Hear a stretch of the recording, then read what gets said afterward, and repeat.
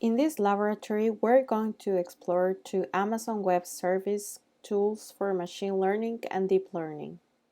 First, we're going to start with AWS SageMaker. In our AWS Management Console, we're going to open Amazon SageMaker. There, we're going to create a notebook instance. Then, we will name our notebook with a unique name, and we'll choose a notebook of the type ml.t2.medium. The next step is to select the Any S3 bucket option.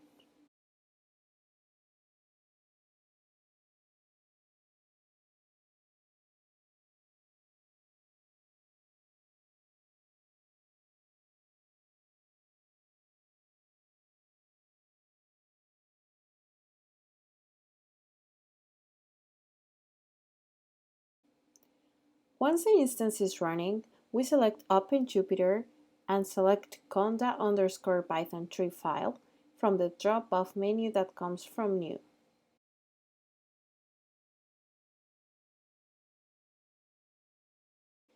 After naming our Jupyter file, we will start a program that will be performing the tasks required in this laboratory. For that, first, we need to import the libraries required for the SageMaker machine learning tool and for the algorithms that we'll be using.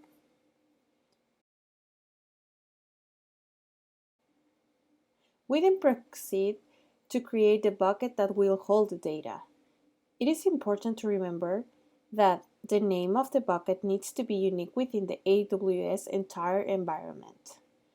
When we run the code, we can see that the bucket is created in our S3 option from the main console.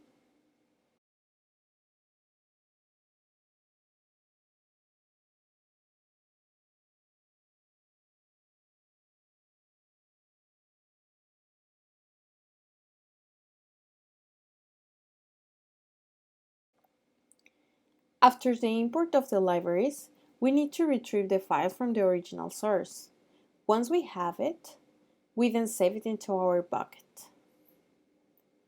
The main advantage of having the file within our bucket compared to go to the original source every time is that we have control over our local file.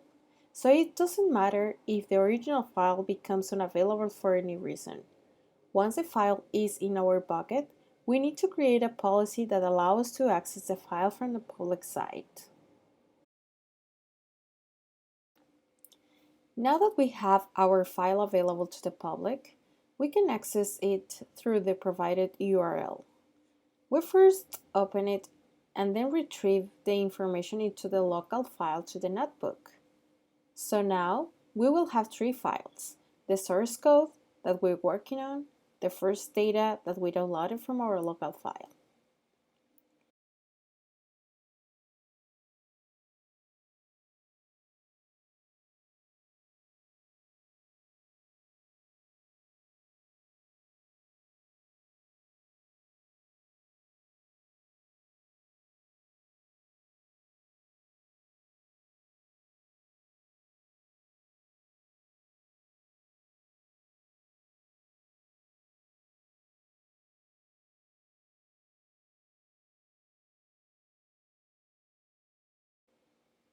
We use the pair plot command to show all the possible combinations between the columns in the data. Here, the blue points represent the genuine class and the orange points represent the foraged class. After that, we need to divide our test and training data. In this case, the first 200 lines of each class are for training and the rest of the data in each class is for testing. We use three different machine learning algorithms: support vector machines with polynomial of 8th degree and a gamma parameter of 2, the Gaussian variation of Bayesian, naive, and also logistic regression. The second part of the laboratory is to create an instance using deep learning Amazon machine images. The Amazon machine images that contains deep learning frameworks can be found in the AWS market as Deep Learning AMI under AWS Console. Once we selected an Ubuntu deep learning machine, we can verify that the cost of these resources can go from 1 cent to $43 per hour. In this case, we're choosing C5.large instance, which is the cheapest for advanced compute-intensive workloads. To launch the instance, we need to create a private key and save it in our computer.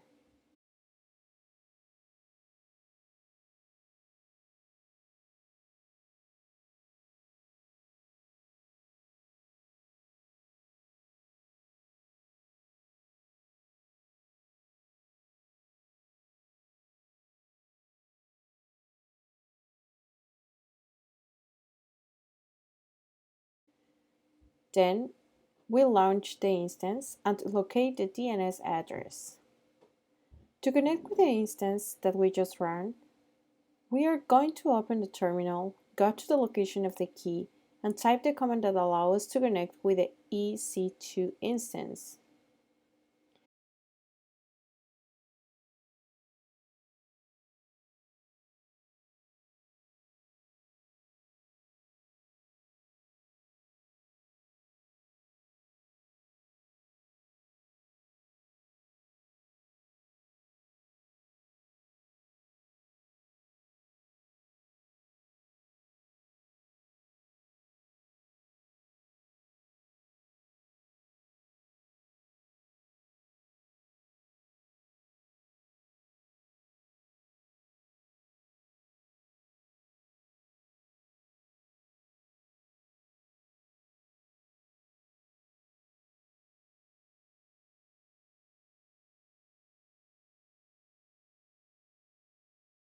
Once we are connected, we are going to create a Jupyter notebook.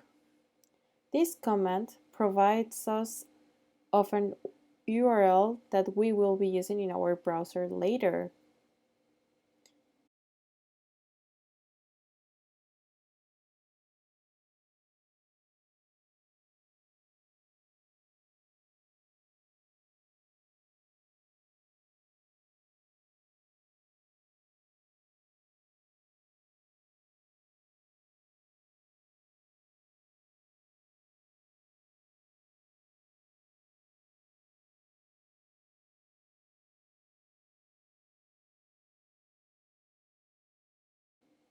After all the deep learning environment is installed, we can paste our URL in our browser and upload the dataset.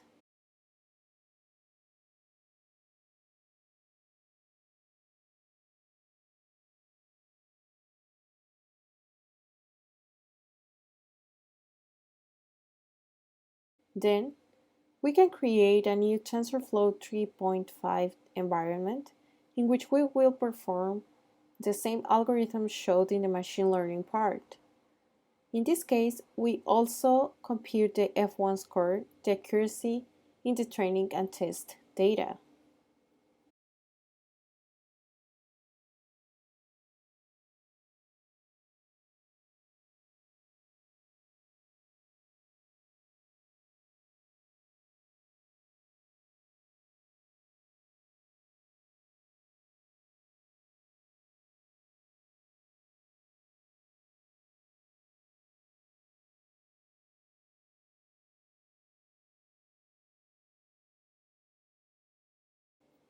After doing that, we notice that we got the same results as the machine learning environment.